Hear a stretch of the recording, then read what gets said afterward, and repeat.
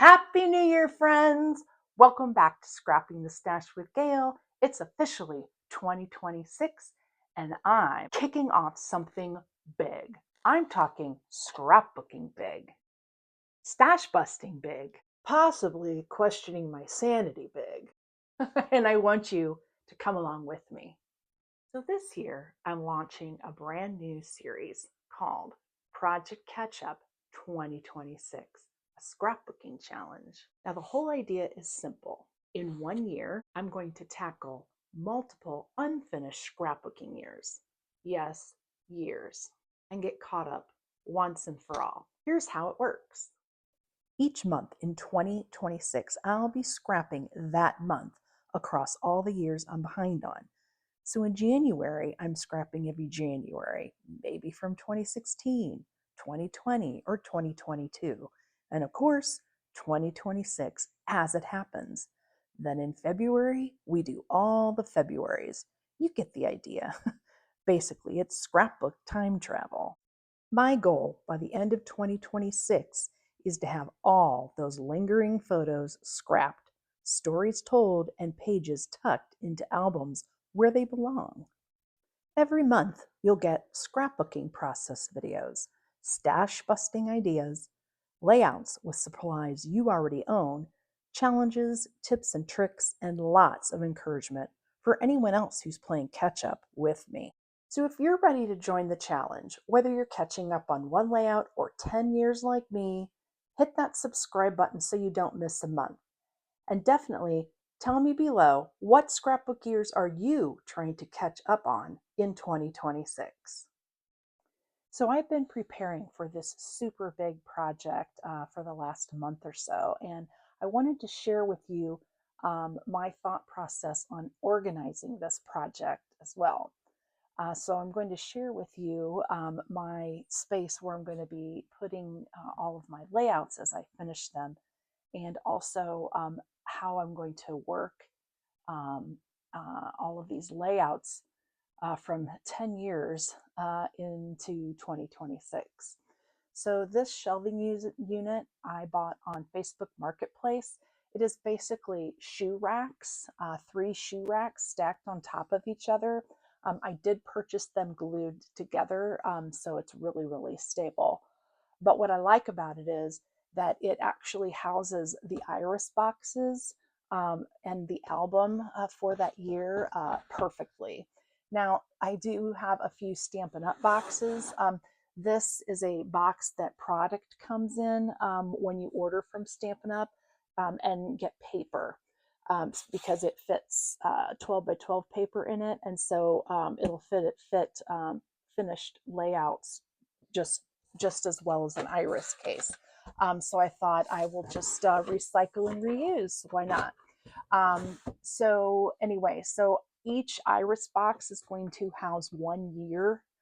That's how I scrapbook or organize my albums. Is I'm a chronological scrapbooker, meaning that in one album is 1 year worth of photos, and it's from January all the way through December. And so I plan to, in January, scrap all of my January months for all of these years. And the reason that I'm doing it that way is because I want to be able to pull out papers and embellishments and stamps, punches, stickers, all of those things that are essential or that coordinate with the month of January. So for instance, in February, I would include all of my winter items, all of my Valentine's Day ephemera and stamps. And I would also probably pull a lot of reds, pinks, and whites papers for that month. That way I have a kit ready to go so that I'm not having to think about, okay, have I used this paper in this album? Have I used this embellishment in this album? And quite frankly, I could probably use the same sketch or same layout for all of my layouts for that month because they're going to be in different albums. So that's sort of my strategy. It's going to be almost like power scrapbooking, where I don't have to think so much. I just recreate the page. I just want to get caught up. That's the main goal, is to get caught up, and kind of almost make it like a manufactured, streamlined, um, output, so to speak.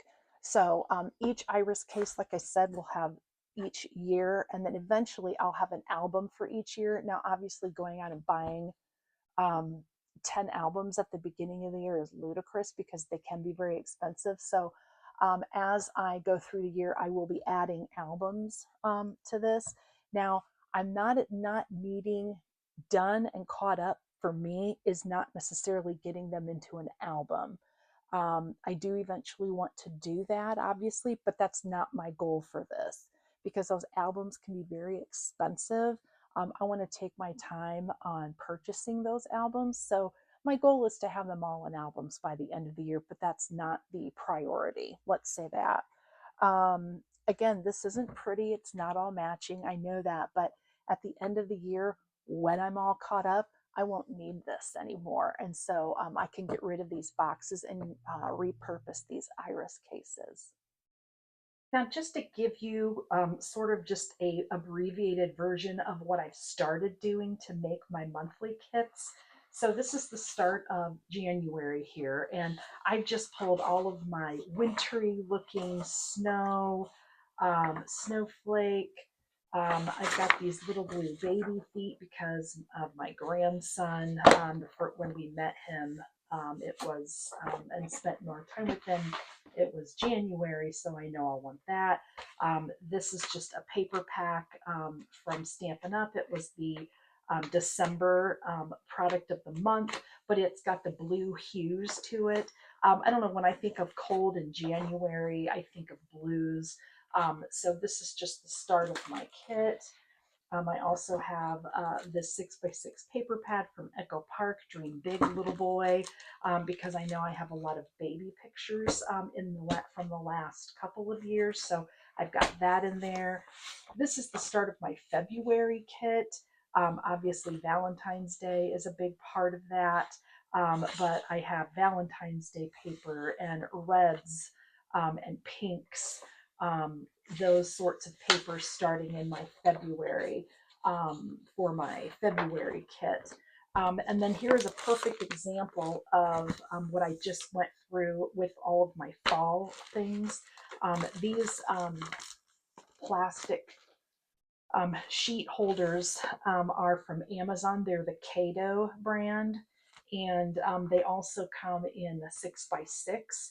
So you could put, stickers, ephemera, that sort of thing. But I have all of my fall collections from Echo Park in here. I have a couple ephemera packs and a sticker book. So everything for fall is right in one place.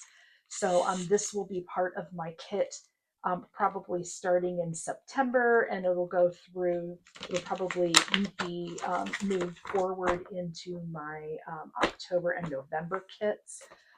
So that way I just have everything that I could possibly need for that month, season, those kinds of things. So I plan to just kind of work quarterly, so that I will have January, February, and March kits starting to be put together, so that when I'm looking for things in January for January's kit, if I run across anything for February and March, I will be including that. Now, obviously, all my supplies are at the ready all the time to be utilized, but this is my plan, and I'm truly excited to be working on this project all year long.